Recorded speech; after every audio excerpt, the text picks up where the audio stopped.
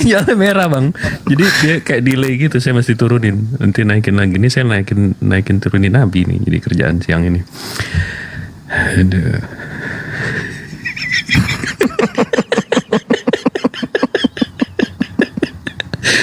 Aduh.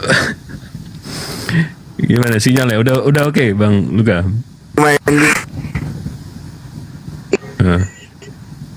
Bang Luka. Oke. Oke. Oke ya. Halo ya.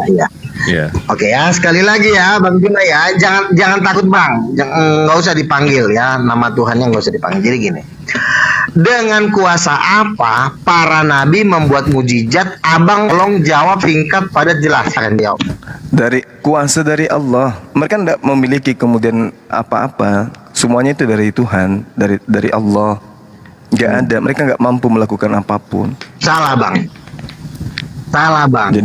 Jadi dari roh. Ternyata Abang kurang pintar ya. Jadi dari mana? Abang ini kurang pintar ya. Aduh. Iya jawab aja. Jadi dari mana bang? Ayo. Dari mana? Ayo. Nggak ada Ayo. kemajuan. Nggak ada kemajuan. Coba Ayo. saya buka sebentar. Makanya Abang tuh sekolah itu loh kuliah. Dijawab aja. Jadi dari mana bang? Oke, ini sinyalnya jelek lagi nih. Saya turunin lagi nih. Kita tunggu naik lagi. Bang Luka tolong request lagi bang. Ya. Ini nggak dijawab nih. Saya jadi naik turunin itu. Ini nih Nabi nih. Nah, ini. Aduh pusing nih begini. Nah ini naik lagi nih. Jadi dari mana kuasanya Bang Luka? Coba dijawab aja. Iya makanya jadi bingung. Mau bermusisat ya. Gue buat katanya apa tadi di belakang.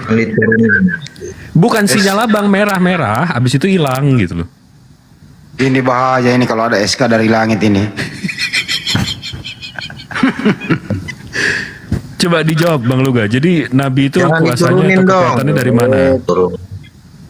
Tuh kan telat kan? Emang sinyalnya? Iya makanya saya bilang jangan diturunin. Nggak diturunin. Bukan, lu jangan banyak alasan lo. Lu udah tahu. Abang-abang di sini lihat nggak sinyal dia merah? Alasannya turunin lah. Iya nggak usah diturunin bang. Kan dari tadi kan aku kan ngedelay, abis itu abang turun. Aja. Takut amat. Iya, udah jawab kan aja. Abang kan tahu sendiri kerjaan saya kan nyiksa debater muslim. Oke. Ya, jadi saya baca Matius 17 ya, Matius 12 ayat 28. Yesus para nabi lah, ntar dibilang pula nanti. Tadi udah saya dapat ayatnya. Nah, jadi gini ya, saya bacain ya.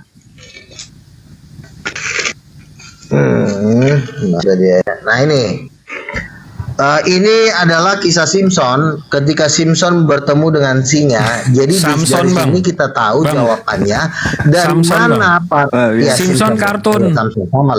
Simpson kartun bang. Enggak, Simpson tulisannya di Alkitab Simpson. Iya baca Simpson di dalam Alkitab. Iya di dalam Alkitab tulisannya Simpson bang. Oke siap. Sebentar. Di dalam Alkitab tulis Simpson. Nah, jadi gini ya.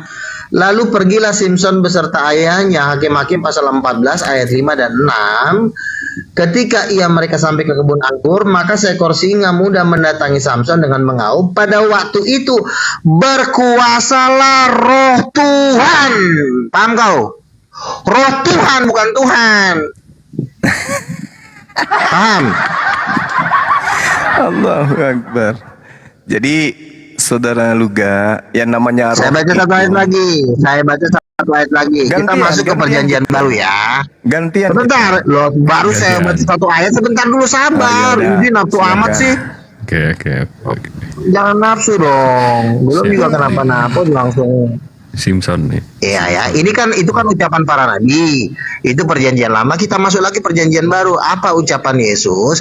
Ketika Yesus membuat mujizat dengan kuasa apakah dia? Apakah dengan kuasa Bapa atau dengan kuasa ini? Ya.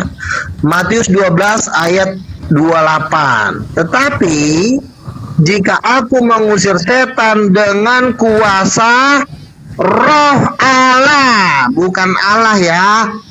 Roh Allah dengan Bapa beda, jangan dibantah. Oke.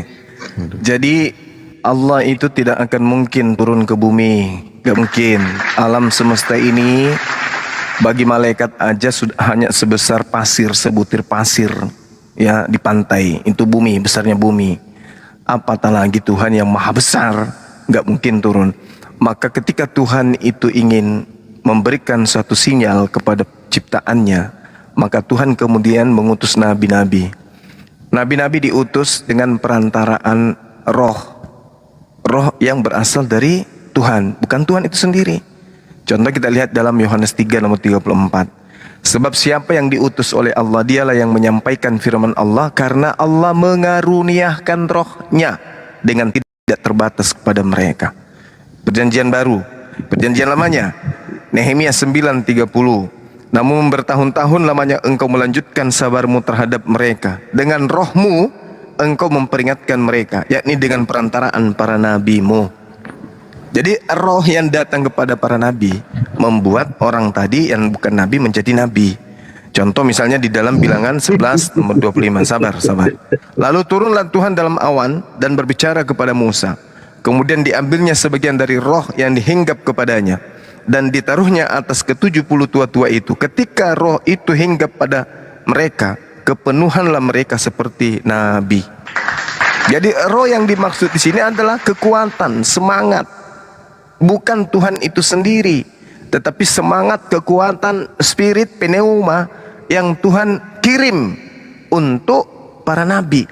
Sama seperti ketika Tuhan mengirim juga pneuma sebagai semangat yang jahat kepada Samuel. Kita lihat dalam 1 Samuel 6 nomor 23. Dan setiap kali apabila roh yang daripada Elohim itu hinggap pada Saul, maka Daud mengambil kecapi dan memainkannya. Saul merasa lega dan nyaman, dan roh jahat itu undur daripadanya.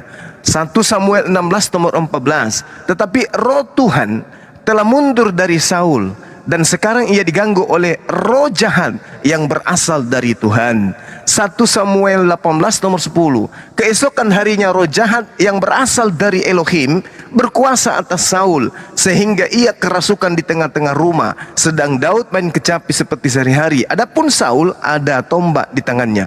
Jadi yang namanya roh itu semuanya berasal dari Tuhan. Mau roh jahat, mau roh baik. Kalau roh jahat itu iblis, kalau roh baik itu nabi. Dan dua-dua roh ini berasal dua-duanya dari Allah. Kalau Anda mengatakan roh yang datang kepada nabi itu adalah Allah, berarti roh yang datang, roh jahat, roh setan yang datang kepada Samuel itu adalah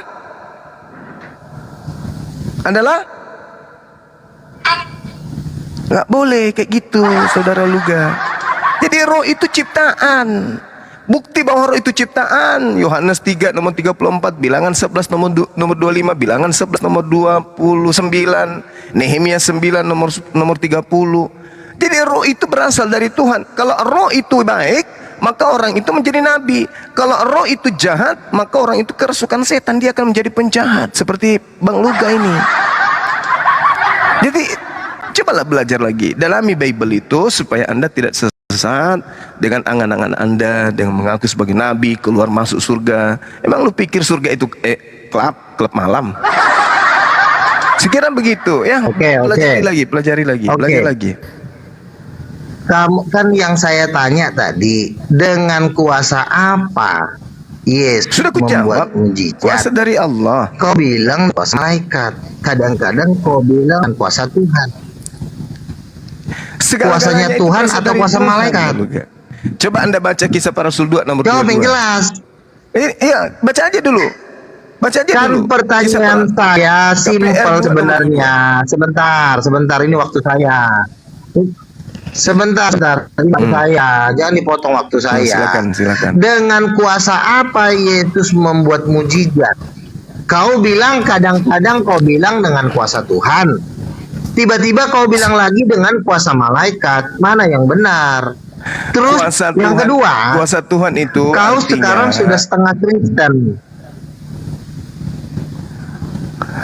kuasa Kau udah Tuhan setengah itu, Kristen. saudara Luga, Karena di dalam Al-Quran tidak pernah nabi-nabi membuat mujizat dengan kuasa roh. Di dalam Al-Quran tidak ada nabi-nabi membuat mujizat dengan kuasa roh, tuh nggak ada ayatnya. Makanya aku bilang kau udah setengah Kristen. Terus yang kedua, Saya kan bertanya simpel, dengan kuasa apa Yesus membuat mujizat? Kamu bilang dengan kuasa Tuhan. Lalu kamu berubah lagi, dengan kuasa malaikat. Mana yang benar? Cuma, aduh. Dan tidak ada ayatnya. Roh Allah Sudah. itu adalah malaikat, itu nggak ada ayatnya. Mana tunjukkan ayatnya kepada saya. Kalau roh Allah malaikat, sekarang saya tanya, yang membangkitkan orang mati itu malaikat atau Tuhan? Kalau memang malaikat berarti Tuhan nganggur. Malaikat itu Tuhan tidak pernah memberikan kuasa kepada malaikat, tetapi malaikat itu sudah punya kuasa sendiri, yaitu dengan pemberian Tuhan. Nah sekarang saya tanya, malaikat bisa nggak membangkitkan orang mati? Silakan dijawab. Malaikat bisa nggak membangkitkan orang mati? Yang pertama, jawab pertanyaan saudara yang pertama itu dijawab oleh Al-Quran. Wa ataina Isa bin Maryam bayyinat wa ayyadnahu biruhil kudus. Nabi Isa kemudian dikuatkan dengan malaikat Jibril, Roh Kudus. Nah, oke. Kemudian Wujud Roh Kudus seperti apa? Wujud Roh Kudus seperti apa? Wujudnya seperti apa? malaikat itu tidak nggak bisa tahu. kemudian kita tahu Wujudnya Roh seperti Kudus kok apa. jadi malaikat. Gantian. Wujudnya Roh Gantian, Kudus seperti gantian. apa? Wujudnya. Luga, gantian. Wujudnya. Lagi jawab, jangan Aduh. disela Luga, lagi jawab. Sebentar, sabarlah. Luga. Wujudnya Roh Kudus seperti apa? Roh Kudus itu malaikat. Ketika dia datang membawa firman, malaikat ini kadang berubah mengambil rupa manusia. Sama seperti ketika beliau datang kepada Bunda Maryam. Beliau kemudian merubah diri, memperlihatkan diri dalam wujud laki-laki yang sempurna. Nah, kemudian ketika saudara mengatakan bahwa dengan kekuatan apa, dengan apa kemudian Tuhan itu, para nabi, Yesus, Musa, ya dengan kekuatan dari Allah. Kekuatan dari Allah itu artinya ketika sama seperti Nabi Isa dikawal kemudian oleh malaikat Jibril, sampai di dalam kitab saudara malaikat datang kepadanya memberi kekuatan kepada Yesus. Begitu juga Nabi Musa, malaikat datang kepadanya kemudian sehingga mampu mengalahkan semua musuh-musuhnya di tengah-tengah Bani Israel itu sendiri, termasuk Firaun. Jadi Tuhan mengutus kemudian malaikatnya untuk membantu para nabi. Itulah yang disebut roh. Paham?